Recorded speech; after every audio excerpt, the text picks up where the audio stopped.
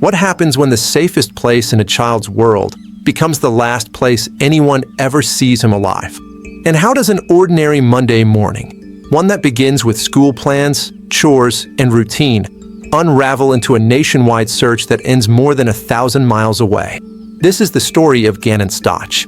But before investigators, courtrooms, and verdicts, there was simply a boy who didn't come home. On January 27, 2020, an 11-year-old boy named Gannon Jacob Stauch vanished from his home in Colorado Springs, Colorado. At first glance, it didn't seem like the beginning of a murder investigation. Children go missing for many reasons. They wander. They get lost. Sometimes they don't follow rules. Sometimes they scare their parents, and then they come home. That's what many people believed had happened here, at least at first. The report came in during the early evening hours. Gannon hadn't returned home. His stepmother said he had gone to visit a friend. She said he never came back. There was no screaming emergency, no alarm bells yet, just uncertainty. Police began their initial response the way they always do, canvassing the area, asking neighbors, checking nearby streets and trails. Volunteers joined the search. Flashlights cut through the winter darkness. But as the night wore on, Gannon was still nowhere to be found. Colorado Springs is surrounded by open land, trails, wooded areas, places where a child could easily wander and lose their way. But hours turned into days, and something about this disappearance didn't sit right. To understand why, you have to understand who Gannon was. Gannon Stauch was described by those who knew him as gentle, thoughtful, and sensitive. He loved animals. He loved video games. He was creative, curious, and deeply attached to his family. He was not known as a runaway. He was not known as a troublemaker. And he had no history of disappearing on his own. He lived in a blended household. His father, Albert Al Stauch, was a member of the Colorado National Guard, disciplined, structured, often away on duty. Gannon also lived with his stepmother, Letitia Stauch, and his younger sister, Lena. From the outside, it appeared to be a normal family adjusting to modern life. But on the day Gannon disappeared, his father was not home. Al Stauch was away on a work assignment with the National Guard. That meant Gannon and Lena were in the sole care of their stepmother, the same woman who would soon become the public face of the search. Letitia Stauch presented herself as frantic, afraid, desperate for answers. She spoke to police. She spoke to reporters. She spoke directly to the public, asking for help. Her words painted a picture of a concerned parent living every family's nightmare. She said she wanted Gannon home. She said she would do anything to find him. But even in those early hours, subtle cracks began to appear. Details didn't line up perfectly. Small inconsistencies surfaced, not enough to accuse, but enough to make seasoned investigators pause. And then, her story began to shift. As the search expanded, law enforcement started asking deeper questions. When exactly was Gannon last seen? Where had he gone? Who was the last person with him? Every missing child case eventually arrives at the same uncomfortable truth. The answers are almost always close to home. At first, the public didn't want to believe it. Community members rallied around the family. They prayed. They shared photos. They searched in freezing temperatures.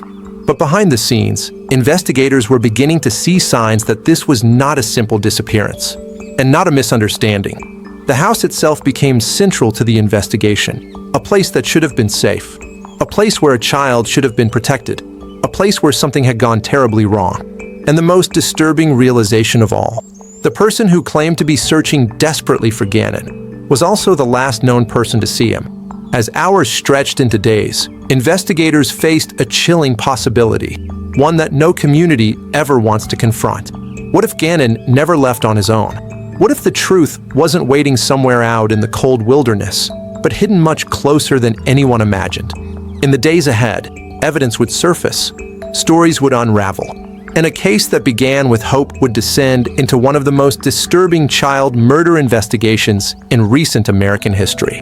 But at this moment, right here, at the very beginning, all anyone knew was this: an 11-year-old boy was missing. Time was slipping away, and the truth was already inside the house. If a child vanishes without a trace, the most important question investigators ask is always the same: what happened in the final hours before he was last seen? Because somewhere inside that timeline, the truth is hiding. The timeline begins on Monday, January 27th, 2020. It's a school day, but Gannon Stauch doesn't go to class. According to his stepmother, he isn't feeling well. This isn't unusual. Children get sick.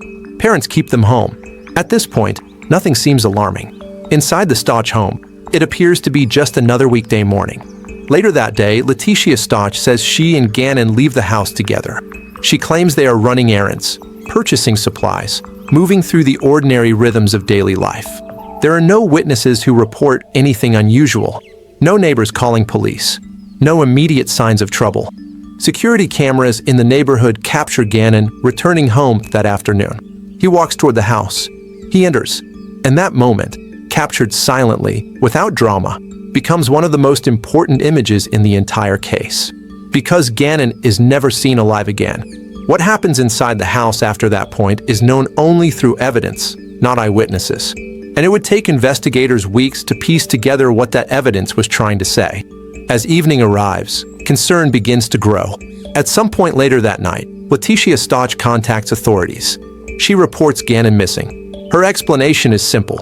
She claims he left to go to a friend's house and never returned. It's a scenario police hear often. Children visiting friends, losing track of time, forgetting to check in. At least at first, the call does not suggest a crime. Law enforcement responds quickly. Officers begin canvassing the area. They knock on doors. They ask neighbors if they've seen Gannon. They check nearby streets and open spaces. Soon, search teams are formed. By nightfall, the search expands. Volunteers from the community join law enforcement. Flashlights cut through the darkness. People call out Gannon's name into the cold air. This is the stage of a missing child case where hope is still strong. People believe he's nearby, that he's lost, that he'll be found. Colorado Springs is surrounded by open land, trails, wooded patches, places where a child could wander, hide, or become disoriented. Searchers check them all, but hour after hour passes, and there is no sign of Gannon. The next morning, the search resumes with renewed urgency. Posters are shared online. Social media fills with Gannon's photo. Tips begin to trickle in. But behind the scenes, something else is happening. Investigators begin re-examining the information they've been given. And that's when they notice a problem. Letitia's story is not consistent. At different times, she offers different explanations. In one version, Gannon runs away. In another, he leaves on foot. In another, something may have happened to him outside the home. None of the versions fully match the known timeline. To experienced detectives, this is a warning sign. As inconsistencies mount, investigators begin to look more closely at the Stauch home itself.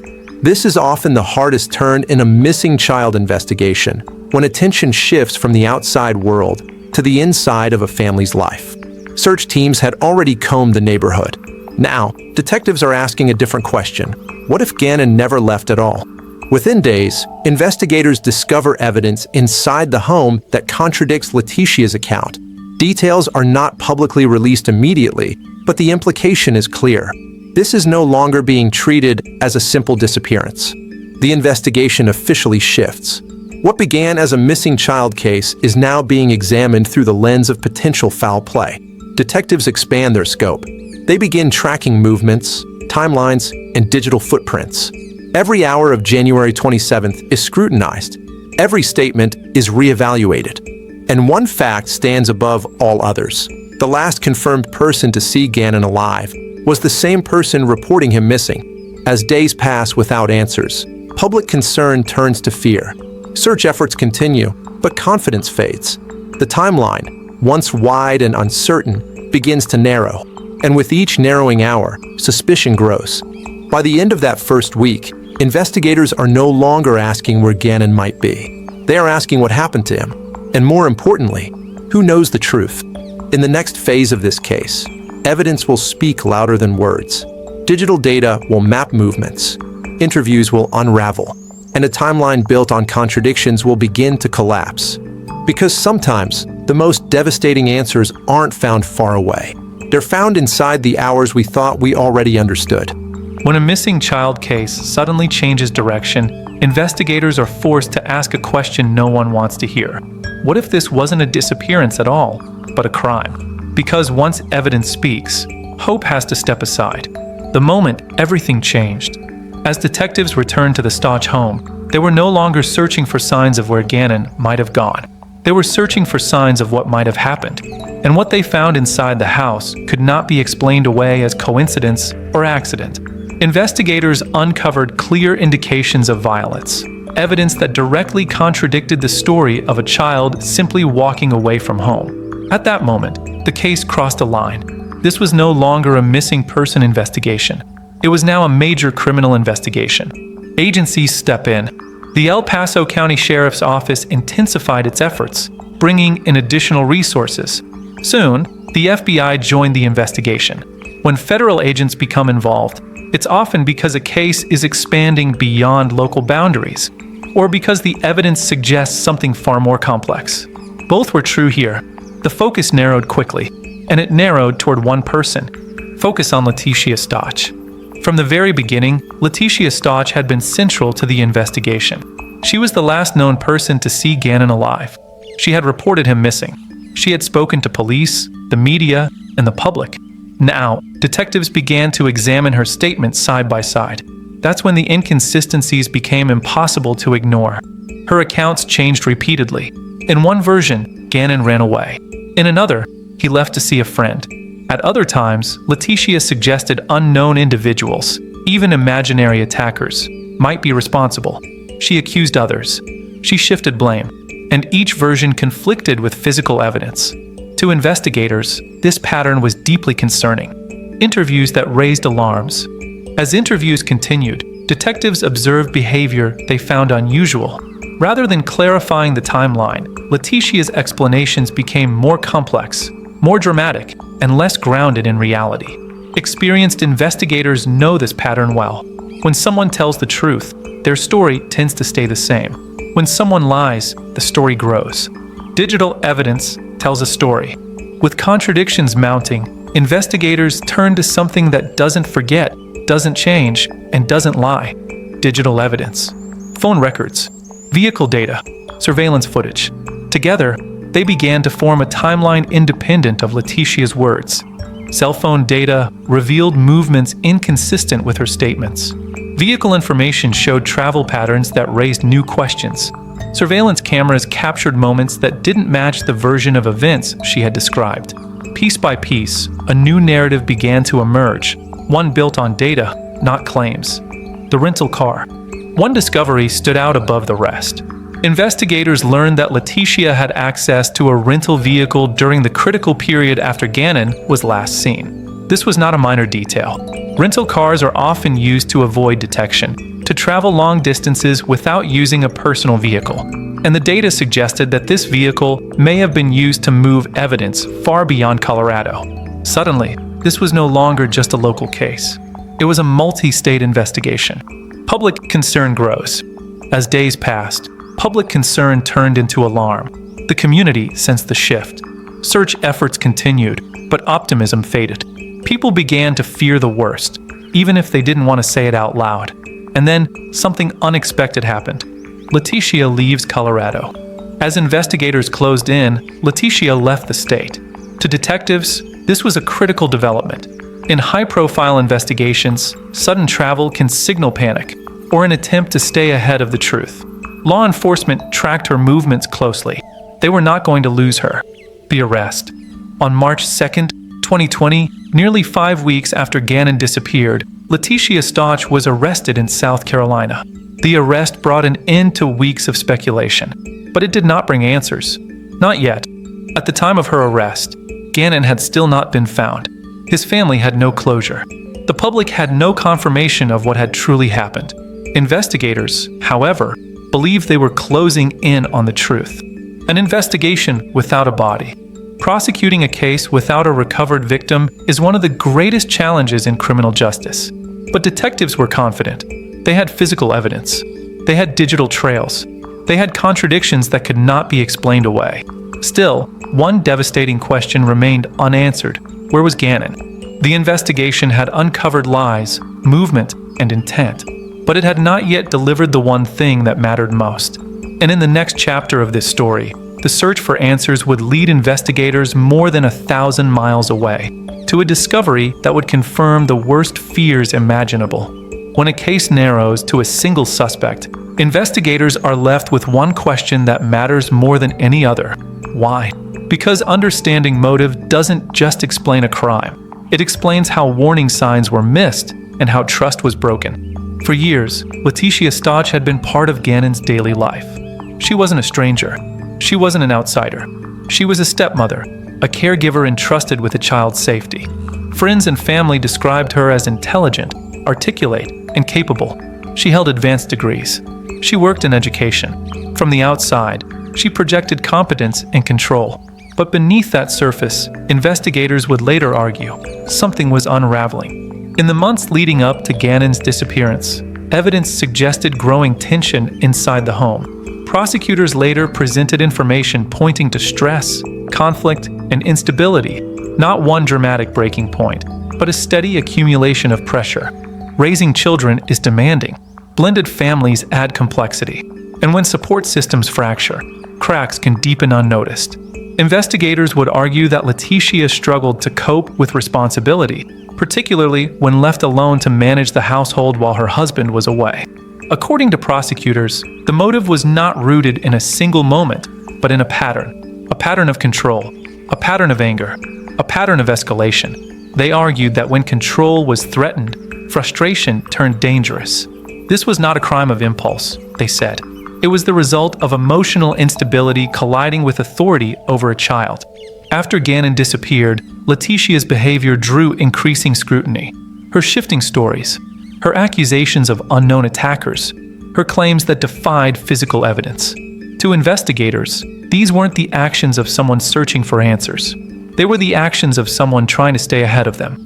As the investigation deepened, detectives searched for any indication that someone else might have been involved. They found none. No evidence of accomplices. No credible alternative suspects. No proof that anyone else shared responsibility. Investigators concluded that Letitia Stauch acted alone, and that conclusion would soon be confirmed in the most devastating way imaginable. Nearly 2 months after Gannon vanished, the search came to an end, but not where anyone expected. On March 17, 2020, authorities made a discovery under a bridge in Pace, Florida, more than 1,300 miles from the Stauch family home in Colorado. Inside a suitcase, investigators found Gannon Stauch. The journey from Colorado to Florida was not accidental. It was deliberate. For weeks, people had held on to hope, however fragile, that Gannon might still be alive. That hope ended here. The discovery confirmed what investigators had already come to believe. Gannon had not run away. He had not been abducted by a stranger. He had not disappeared by chance. He had been taken from his home. Motive does not lessen responsibility. It does not justify what happened, but it tells us something crucial about how violence can hide in plain sight and how trust can be exploited by those closest to us. In this case, the person meant to protect Gannon was the person investigators say destroyed him. With the discovery in Florida, the investigation entered its final phase. Evidence was no longer circumstantial. The timeline was no longer theoretical. The motive was no longer abstract. Now, it would be tested, not in the court of public opinion, but in a courtroom. In the next chapter, the focus shifts from what happened to what the law would do about it. Because for Gannon Stauch, the search for answers was over, but the search for accountability was just beginning. When a case reaches the courtroom, one question rises above all others. Can the justice system uncover the truth and hold the right person accountable? Because for the family left behind, answers are no longer enough. Following her arrest, Letitia Stauch was formally charged with a series of serious crimes. At the center of them all was one charge that defined the case: first-degree murder of a child by a person in a position of trust. Additional charges included child abuse resulting in death, tampering with a deceased human body, and tampering with physical evidence. Each charge carried devastating weight. Together, they painted a picture of betrayal, not only of a child, but of the responsibility placed in a caregiver's hands. But justice did not come quickly. Soon after charges were filed, the defense introduced a claim that would delay the case for years: mental incompetence. Letitia's attorneys argued that she was not mentally capable of understanding the proceedings against her, and therefore could not stand trial. This triggered a long and complex legal process. Psychiatric evaluations were ordered, Doctors examined her mental state. Courts paused the case repeatedly. For Gannon's family, each delay was another wound. The central legal question became this: was Letitia Stauch legally responsible for her actions? The difference mattered. If she were found incompetent or legally insane, the outcome and the meaning of justice would change entirely. Experts evaluated her behavior, her statements, and her actions before and after the crime. And slowly, the case began to move forward again. In 2023, more than 3 years after Gannon disappeared, the trial finally began. The courtroom was packed with emotion. Gannon's family sat silently. The prosecution prepared to tell a story built on evidence. The defense prepared to argue mental illness. This was the moment when years of investigation would be tested, not by speculation, but by law. Prosecutors laid out a clear, methodical timeline. They showed the jury how Gannon's final day unfolded, hour by hour, using surveillance footage, digital records, and forensic findings. They highlighted how Letitia's explanations changed repeatedly, and then they contrasted those changes with something that never shifted: the evidence. Cell phone data tracked movements. Vehicle records mapped travel across state lines. Expert testimony explained how physical evidence contradicted Letitia's stories. The prosecution argued that these weren't mistakes. They were deliberate attempts to mislead. The defense did not deny that Gannon had died. Instead, they argued that Letitia was not mentally sane at the time of the crime, that she suffered from a severe psychological break. Expert witnesses were called. Diagnoses were discussed. The jury listened carefully, because it asked jurors to separate mental illness from legal responsibility. Under cross-examination, prosecutors focused on behavior, not labels. They pointed to planning, to travel, to efforts to conceal evidence. They argued that these actions required awareness, intent, and control. And with each witness, the credibility of the insanity defense weakened. After weeks of testimony, the case was handed to the jury. 12 individuals now carried the weight of deciding not only guilt, but accountability. They reviewed evidence. They discussed expert opinions. They examined contradictions. And then, they reached a decision. The jury returned with a unanimous verdict: guilty on all counts. There was no visible reaction from the defendant, no celebration, only the quiet realization that the legal system had reached its conclusion. At sentencing, the judge addressed the gravity of the crime. He spoke of trust, of responsibility, of irreversible harm. Letitia Stauch was sentenced to life in prison without the possibility of parole, along with additional years for the remaining charges. The sentence was final. As the courtroom emptied, there was no sense of closure, only finality. Justice had been served, but justice could not restore what was taken. For Gannon Stauch, the legal journey was over. For his family, the pain would continue, reshaped, but never erased. And in the final chapter of this story, the focus turns to what remains: the lessons, the unanswered questions, and the legacy of a child whose life mattered. When a verdict is read and a courtroom empties, the world moves on. But for the people left behind, the story never truly ends. So what happens after justice is served? What remains when the headlines fade and the silence returns? In the aftermath of the trial, Gannon Stauch's family was left to rebuild their lives around an absence that can never be filled. There would be no return to normal, only a new reality shaped by loss. For Al Stauch, Gannon's father, the journey forward meant learning how to live with grief in public. A grief dissected by media coverage, court transcripts, and a case that drew national attention. Yet again and again, he made one thing clear: Gannon was more than a case, more than a victim. He was a child who mattered. Those who knew Gannon described him as gentle and kind, a boy who loved animals, games, and simple moments of joy. In remembering him, his family chose not to let the violence define his legacy. They spoke about his laughter, his creativity, his heart, because remembrance, they believed, was a form of resistance, a way to ensure that Gannon would be known for how he lived, not only how he died. Colorado Springs would never see those winter days the same way again. Volunteers who searched in the cold remembered the hope they felt and the heartbreak that followed. For many, the case shattered a common belief that danger is easy to recognize and always comes from the outside. Gannon's story reminded the community of a harder truth. Sometimes, harm comes from where trust is strongest. Even with a conviction and a life sentence, questions linger. Could warning signs have been seen earlier? Could intervention have changed the outcome? Were there moments when someone might have spoken up, but didn't? These questions don't come from blame alone. They come from a collective desire to prevent the next tragedy. The justice system delivered its final answer. A verdict, a sentence, a name held accountable. But justice has limits. It cannot restore a childhood. It cannot erase trauma. And it cannot fully mend the lives left fractured behind. What it can do is affirm the truth. And sometimes, that is the first step toward healing. Gannon Stauch's story carries lessons that extend far beyond one family. It reminds us to take changes in behavior seriously, to listen, truly listen, when a child struggles, and to understand that protection is not just a role, it's a responsibility. Because silence, even when well-intentioned, can be dangerous. Though Gannon cannot speak for himself, his story speaks now. It speaks in courtrooms, in classrooms, in homes where caregivers are reminded of the weight of their role, and in the hearts of viewers who choose not to turn away. Gannon Stauch did not choose this story, but by remembering it, by learning from it, we ensure that his life continues to have meaning, not through tragedy, but through awareness. If you found this case compelling and want to follow more real investigations, courtroom moments, and true crime breakdowns, feel free to subscribe to the channel. Your likes, comments, and turning on the notification bell help you stay updated whenever we release a new story. Share your thoughts below. We'd love to hear your perspective.